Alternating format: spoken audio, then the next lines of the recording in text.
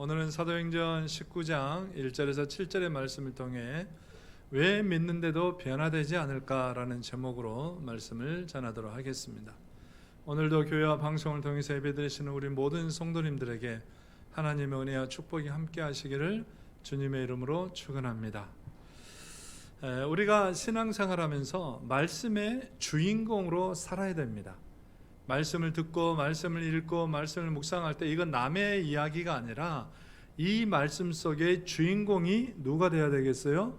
내가 돼야 됩니다. 그래야 우리가 온전한 하나님의 자녀로 살아갈 수가 있는 것입니다. 그래서 우리가 예수님을 믿고 신앙생활하면서 꼭 기억해야 할 것이 하나가 있습니다. 그것이 바로 뭐냐면 신앙생활은 내 힘으로 하는 것이 아니다라고 하는 것입니다. 20세기 초에 전 세계적으로 복음을 전했던 R.A. 토레이 목사님이라는 분이 계셨습니다. 이분은 성령의 역사와 성령의 충만함을 대단히 강조했던 목사님이십니다. 또 이 R.A. 목사님은 성령 충만을 단순히 감정이 뜨거워지는 것으로 보지 않았고 우리의 생각과 말과 행동 그리고 삶의 모든 영역에서 성령의 다스리심을 받고 살아야 된다라고 강조했던 분이 바로 이 R.A. 토레이 목사님이라고 하는 분이십니다. 그럼 우리가 이제 궁금하죠. 그러면 왜 우리가 성령 충만함으로 살아가야 될까? 왜 우리에게 성령 충만이 필요할까라고 하는 질문입니다. 우리 장로님께서 아까 은혜롭게 기도해 주셨는데 왜 우리가 성령 충만이 필요할까? 우리가 연약하기 때문입니다. 우리가 강하고 능력이 있고 세상을 내 힘으로 얼마든지 잘 살 수 있는 그런 세상의 능력과 파워가 있다고 한다면 우리는 결코 성령의 충만함이 필요 없을 겁니다. 그런데 우리는 모두 다 연약한 사람들입니다. 옆 사람 얼굴 한번 보실까요? 얼마나 연약한지 한번 보십시오. 외모로 평가하지 마십시오. 인간은 연약한 존재라는 것이에요. 우리 힘으로는 할 수 있는 것이 아무것도 없습니다. 어제 은혜 받았어도 오늘 화낼 수 있고 아침에 기도했어도 오후에 낙심할 수 있고 오늘 주일에 은혜 받고도 월요일날 말 한마디 잘못해서 사람에게 상처를 줄 수 있는 것이 바로 인간이라고 하는 존재입니다. 그래서 우리 힘만으로는 우리의 감정과 우리의 마음을 다스리기 어렵습니다. 그래서 우리의 필요한 것이 뭐냐면 성령 충만이에요.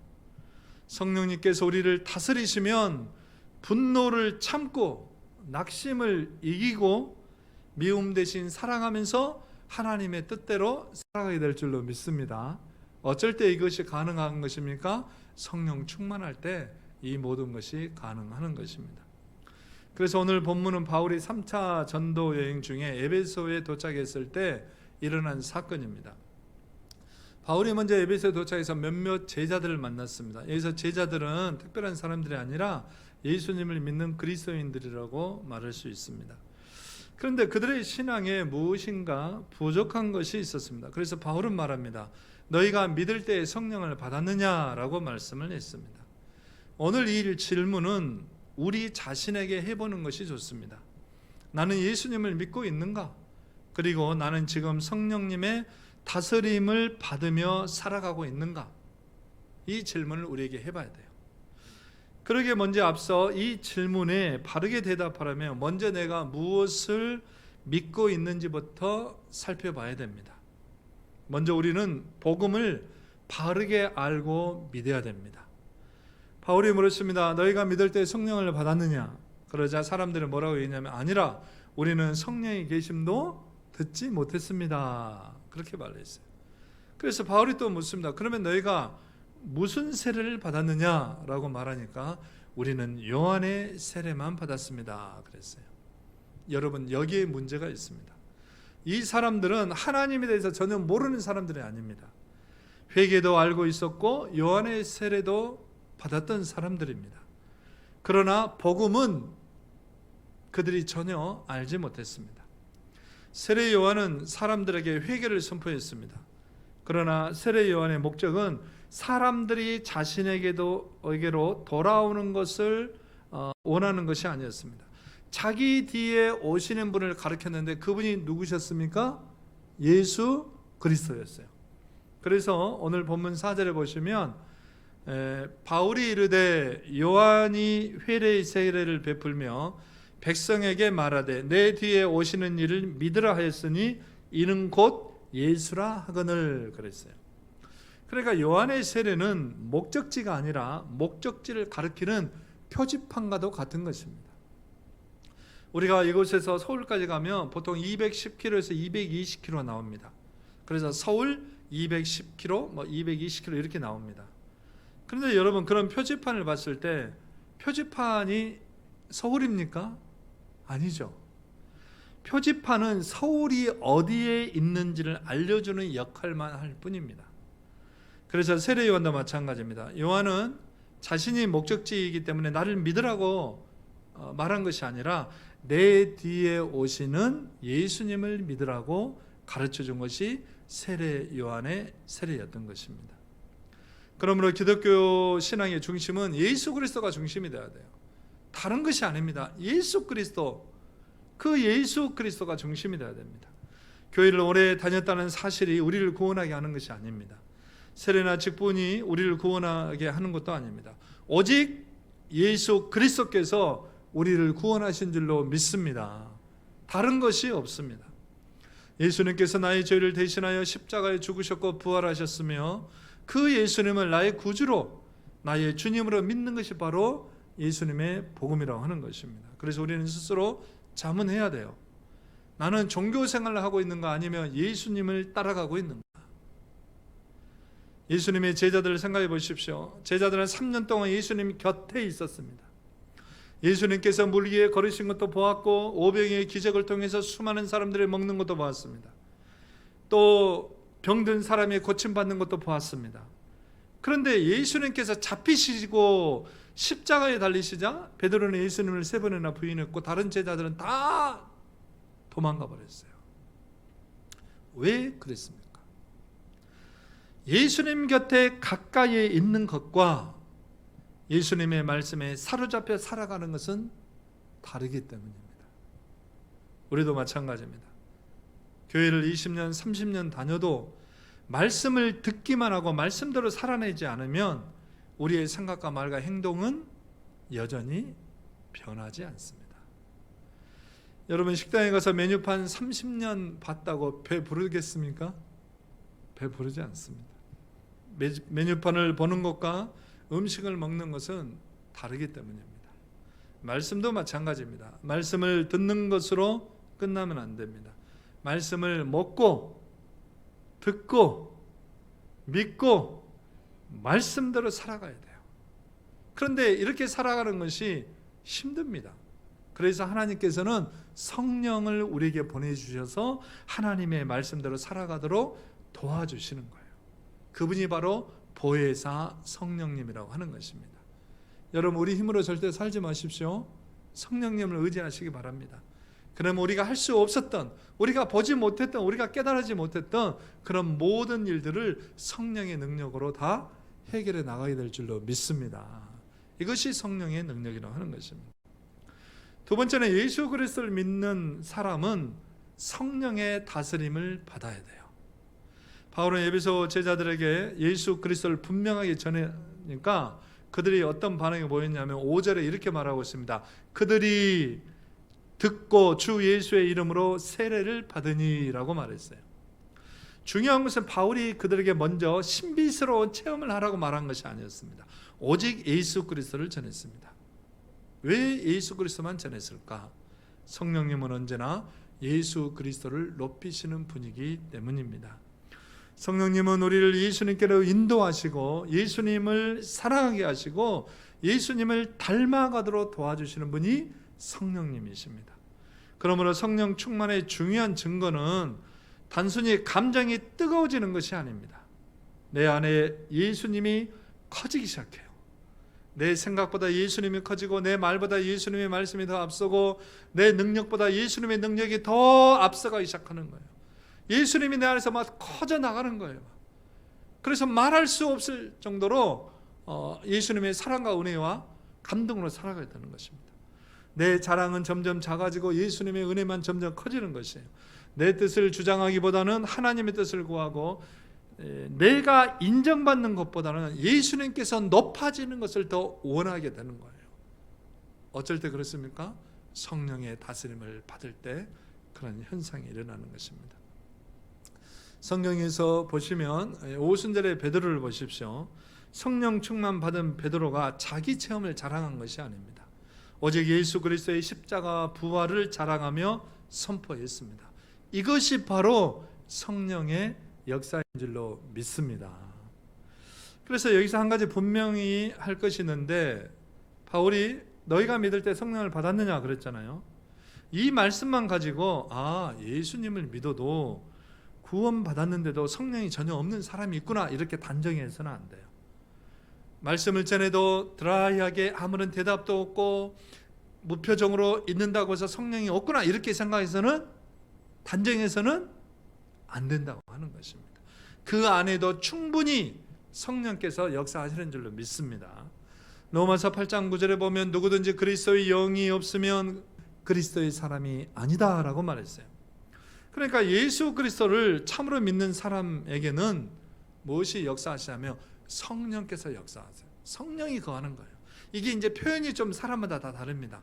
어떤 사람은 성령 충만하면 아멘 할렐루야 뜨겁게 찬양하고 기도하고 부르짖지만, 어떤 사람은 또 성령 충만해도 성령 은혜를 받았어도 점잖하게 표현하는 사람이 있어요. 다 다르다는 얘기입니다. 그렇다면 구원받는 우리가 날마다 구해야 할 것이 무엇일까? 성령의 충만함이에요. 그래서 에베소서 5장 18절에 뭐라고 말합니까? 술 취하지 말라 이는 방탕한 것이니 오직 성령으로 충만함을 받으라 그랬어요. 성령의 충만함을 받아야 되는 것입니다. 그런데 이 성령 충만은 한 번 경험하고 끝나는 것이 아닙니다. 매일매일 성령님의 다스림을 받아야 합니다. 여러분, 여기에도 물컵이 있습니다. 물이 가득 찼습니다. 이 컵에 물이 가득 찼는데 이것을 살짝 건들면 컵에서 뭐가 나오겠습니까? 물이 흘러넘치게 되죠. 사람도 마찬가지입니다. 분노가 가득 찬 사람을 툭 건들면 분노가 나오는 것이에요. 믿음에 가득 찬 사람은 툭 건들면 미움이 나오고, 불평으로 가득 찬 사람을 건드려 보면 불평으로 나오게 되어 있습니다. 그러나 성령으로 충만한 사람을 툭 건들면 뭐가 나오겠습니까? 사랑이 나오고, 희락이 나오고, 화평이 나오고, 오래 참음이 나오고, 자비가 나오고, 양성이 나오고, 온유가 나오고, 충성이 나오고, 절제가 나오는 줄로 믿습니다. 이런 것들이 다른 거예요. 성령 충만해서 주여 믿습니다, 물론 그럴 수 있는데 그런 뜨거움만을 얘기하는 것이 아니에요. 자연스럽게 우리 몸에서 배어 나오는 것들이 성령의 9가지 열매 이렇게 흘러나오는 것들입니다. 그러므로 성령 충만은 예비 시간에 찬양하고 기도하고 말씀하니까 목사님 오늘도 뜨겁습니다, 이런 것으로 끝나는 것이 아니라 우리의 삶이 변화되는 것을 말하는 것입니다. 성령 충만한 남편은 집에서 달라져야 합니다. 왜 아멘 안 하십니까? 성령 충만한 아내는 말이 달라져야 하는 것이에요. 성령 충만한 부모는 자녀들에게 대한 태도가 달라져야 돼요. 그리고 성령 충만한 교회, 성령 충만한 성도는 교회에서뿐만이 아니라 직장에서도 달라져야 되는 것입니다. 그러므로 성령 충만한 것은 교회에서만 필요한 것이 아니라 우리 삶의 모든 영역에서 나타나야 돼요. 그것이 바로 성령 충만한 삶의 모습인 줄로 믿습니다. 여러분이 직장에 가서도 성령 충만함으로 일을 하십시오. 내가 어디 가서 알바를 해도 성령 충만함으로 일하십시오. 거기에 예수님이 나타나는 거예요. 그래서 다른 사람들을 보고 저 사람 뭔가 다르다, 저 사람은 저 덥고 힘들고 일을 하는데도 정말 성령 충만함으로 그렇게 하면 정말 저 사람은 성실한 사람이구나, 분명히 저 사람은 하나님 믿는 사람일 거야. 제가 언젠가 한번 이 롯데마트 주차장 딱 들어가는데 주차장이 차단기 밑에서 어떤 분이 일하고 계시더라고요. 엄청 더운데 땀을 뻑뻑 흘리면서 일을 하고 있는 거예요. 그걸 봤더니 우리 교인인 거예요. 우리 교인인 거예요. 누구라고 얘기를 하지 않겠습니다. 열심히 일을 하고 있는 거예요. 열심히. 그래서 나는 그 얼굴만 멀리서 봤는데도 옆모습 봤을 때 누군지 몰랐는데 그 모습 보고 저 사람 분명히 교회 다니는 사람 같아. 봤더니 우리 성도님 중에 한 분이 계시더라고요. 자랑스럽지 않습니까? 배 아프십니까? 오늘 이 자리에 앉아 계세요. 한 자리에 계세요. 세 번째, 성령께서 임하시면 우리의 삶과 말이 달라집니다. 그래서 오늘 6절의 말씀 보니까 바울이 그들에게 안수하며 성령이 그들에게 임하심으로 방언도 하고 예언도 하니 그랬어요. 바울이 안수했을 때 성령께서 임하셨고 방언과 예언이 나타났습니다. 이것은 사도행전 2장에 오순절 다락방에 모였을 때 그 제자들에게 나타났던 모습과도 같은 것이고, 이 사도행전 10장에 고넬료 집에 나타나셨던 성령의 역사와도 같은 것입니다. 그래서 이 에베소 교회에 성령께서 임하시자 방언도 하고 예언이 나타났는데, 이 사건을 통해서 우리가 알 수 있는 것이 뭐냐면, 복음이 예루살렘을 넘어 이방 세계로 확장되어가는 과정에서 동일한 성령께서 역사하고 계시다는 것을 우리가 알 수가 있습니다. 그래서 그 오순절 성령의 역사하셨던 그 성령님이 오늘 이 자리에도 우리들과 함께 하는 줄로 믿습니다. 성령은 동일하신 분이에요. 어제도 오늘도 내일도 2000년 전에도 2000년 후에도, 아니 우리 다음 세대 2000년 후에까지도 그 동일한 성령께서 우리와 함께 하시기를 원하고 계시는 것입니다. 그러나 여러분, 모든 성도가 반드시 방언을 해야 되고 성령을 받은 것이 아닙니다. 그래서 고린도전서 12장에는 이렇게 말을 하고 있습니다. 이 모든 일은 같은 한 성령이 행하사 그의 뜻대로 각 사람에게 나누어 주시는 것이니라 그랬어요. 그러니까 내가 원한다고 되는 것이 아니라 성령께서 주권적으로 주시는 것이 성령의 열매라고 하는 것입니다. 그러므로 여러분, 방언을 하느냐 하지 않느냐로 그 신앙의 높고 낮음을 평가해서는, 판단해서는 절대로 안 됩니다. 여러분, 방언하고 교회 잘 안 나오고 방언하고 봉사도 안 하고 기도도 안 하는 것보다 방언을 내가 못 받았지만 열심히 하나님을 예배하고 찬양하고 기도하고 봉사하는 것이 더 큰 믿음인 줄로 믿습니다. 믿습니다. 더 중요한 질문이 있습니다. 그러면 성령님께서 지금 나를 다스리고 계신가? 이 질문이 중요한 거예요. 오늘 본문에 보면 예언이 나오는데, 이것은 단순한 미래의 성공을 얘기하는 것이 아니라 성령님의 감동을 따라 하나님의 말씀을 선포하는 거예요. 그래서 우리들은 자녀들이나 교우들이나 친구들이나 지인들에게 이렇게 말을 해야 돼요. 믿음의 말을 해야 돼요. 너는 무조건 성공할 거야. 집사님 무조건 사업 잘 될 겁니다. 집사님 무조건 건강하고 모든 일 잘 될 겁니다. 이렇게 말하는 것이 아니라, 하나님께서 집사님과 함께 하시기 때문에 그 말씀을 붙들고 살아가십시오.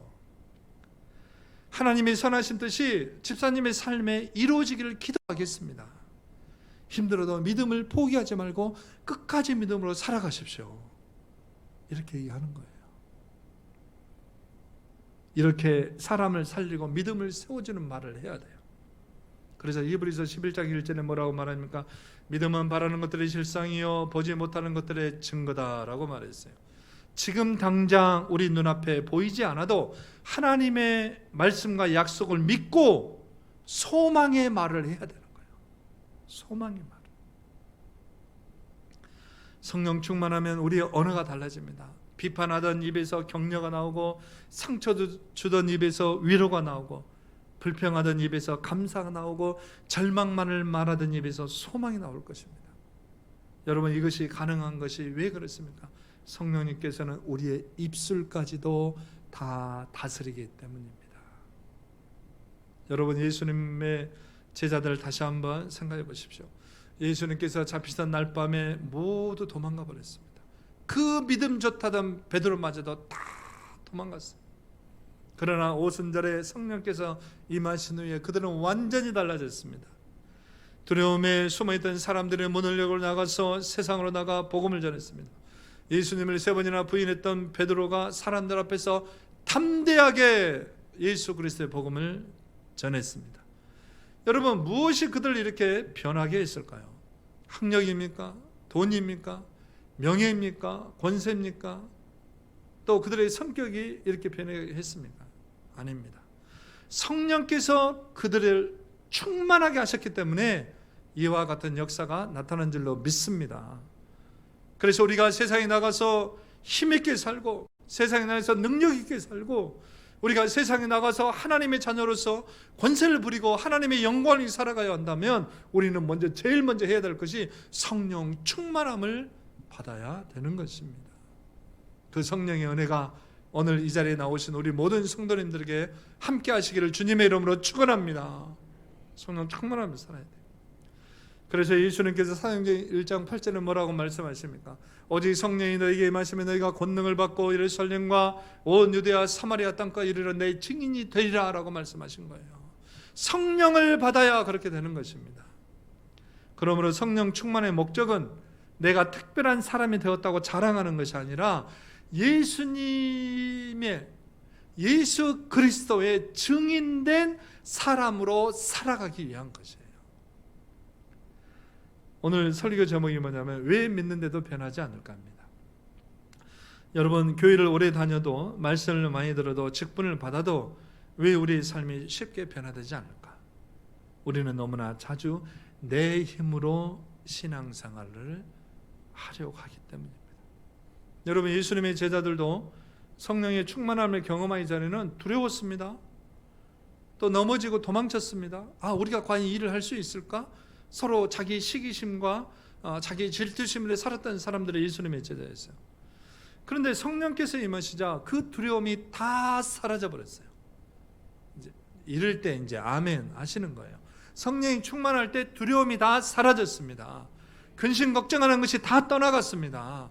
걱정하고 두려워하고 근심하면서 불안하며 초조하게 살았던 그 모든 삶에서 그들이 이제는 담대함으로 하나님을 전하는 하나님의 사람으로 바뀌기 시작했어요. 담대하게 베드로가 복음을 전했고 도망쳤던 제자들이 그때부터는 목숨을 내놓으면서 나는 예수 그리스도를 믿는 예수 그리스도 사람입니다. 예수 그리스도 증언하는 그런 사람으로 바뀌기 시작했습니다. 그러므로 우리에게도 필요한 것은 뭐냐면 날마다 성령님의 다스리심이 필요해요. 돈의 다스림을 받는 사람은 항상 그 사람 입에선 돈밖에 안 나와요. 명예와 권세로 꽉 찬 사람은 어디 가서 말을 해도 명예 이야기하고 권세 이야기를 합니다. 세상 나서 물질을 자랑하는 사람, 건강을 자랑하는 사람, 자기의 자녀들이 잘 되는 것을 자랑하는 사람은 그것밖에 못하는 거예요. 그래서 우리는 그런 것들도 중요하지만 더 중요한 것은 예수 그리스도께서 내 안에 계시고 나를 성령께서 다스리고 계시다는 것을 사람들에게 증거하며 살아가야 될 줄로 믿습니다. 그때 하나님이 역사하시는 겁니다. 그때 성령께서 역사하시는 거예요. 왜 2000년 전에만 성령님이 역사하실까? 왜 오늘 이 시간에 성령님이 역사하지 않을까? 우리가 성령을 의지해야 되거든요. 단순하게 조금 나와가지고 한 1분에서 5분 주여 믿으면 이렇게 한다 되는 것이 아닌 거예요. 성령의 충만함으로 나를 온전히 다스려 주시옵소서. 이런 고백이 있어야 돼요. 왜 나는 아직도 변화되지 않을까? 성령님께 맡기지 않고 온전히 내 생각과 내 고집과 내 힘으로 살아가고 있지는 않는지 우리는 한 번쯤 생각해 봐야 됩니다. 성령 충만은 그래서 목회자에만 필요한 것이 아닙니다. 장로님에게도 권사님에게도 집사님에게도 성전님에게도 성령 충만은 필요한 것이에요. 교회를 좀 잘 안 나와도 필요한 것이에요. 교회를 일주일에 한 번만 나와도 필요한 것이고 오늘도 사정이 있어서 교회 못 나와 방송으로 예배를 듣고 있는 사람들에게도 성령님의 은혜는 필요한 것입니다. 누구 특정한 사람에게만 성령의 은혜가 필요한 것이 아닙니다. 가정에서는 남편에게도 필요하고 아내에게도 필요하고 부모님에게도 필요하고 자녀들에게도 필요한 것이에요. 직장에서도 필요하고 사업하는 사람에게도 우리 모두에게 다 하나님을 믿는 사람들의 성령님 은혜가 필요한 것이에요. 성령님 은혜가 필요한 것은 말씀을 전하는 목사님이 필요한 것이 아니에요. 반주하시는 집사님이나 반주하시는 우리 선생님이나 모두 충만하게 필요한 거예요. 회중들에도 필요한 거예요. 그래서 찬양을 하면 반주를 열심히 하고 찬양도 뜨겁게 하고 막 이렇게 하는 것이에요. 여러분, 사람은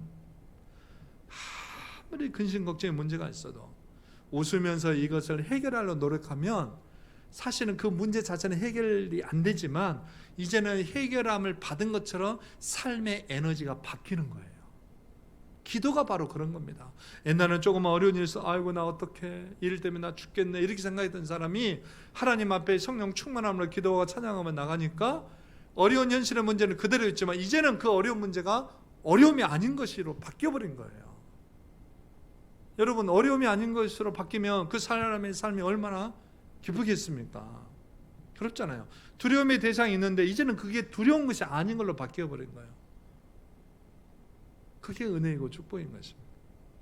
그러면 우리는 이렇게 기도해야 됩니다. 성령님, 내 삶을 통해서, 나를 통해서 예수 그리스도가 나타나게 하여 주시옵소서. 믿지 않는 사람들이 봐서도 저 사람은 정말 하나님 믿는 사람이구나, 정말 저 사람은 머리뚫개의 성도님이시구나, 이걸 느낄 수 있는 은혜를 하나님 허락하여 주시옵소서. 그렇게 기도해야 돼요. 그래서 성령께서 충만하게 역사하시면 내가 높아지는 것이 아니라 누가 높아져요?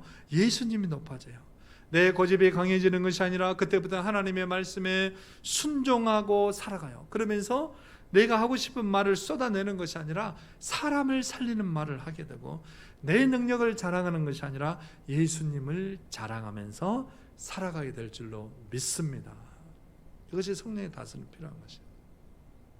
말씀을 정리하겠습니다. 우리 사랑하는 성도 여러분, 오늘도 성령 충만함을 사모하면서 살아갈 수 있기를 바랍니다. 그래서 이렇게 고백하며 살아가십시오. 주님, 오늘도 성령으로 충만하게 하여 주시옵소서. 내 생각보다는 주님의 생각을 따르게 하여 주시고, 내 뜻보다는 주님의 뜻을 따라가게 하여 주시고, 나를 통해서 예수님이 나타나는 은혜를 허락하여 주시옵소서. 너희가 믿을 때 성령을 받았느냐? 아닙니다. 우리는 성령의 계심도 모릅니다. 그러면 너희들은 누구의 세례를 받았느냐? 우리는 요한의 세례뿐입니다. 그래서 바울이 예수 그리스도를 전하다 그들이 기도를 받고, 예수님의 이름으로 기도를 받고, 바울이 안수하자 그들에게 성령이 임하셔서 예언도 하고 방언도 하는 12명의 사람들이 나왔던 것입니다. 그래서 결국 그 12명의 사람들이 에베소 교회라고 하는 그 초대교회에 어마어마한 하나님의 사람들로 쓰임받았던 것이 성경에 모두 다 기록되어 있습니다.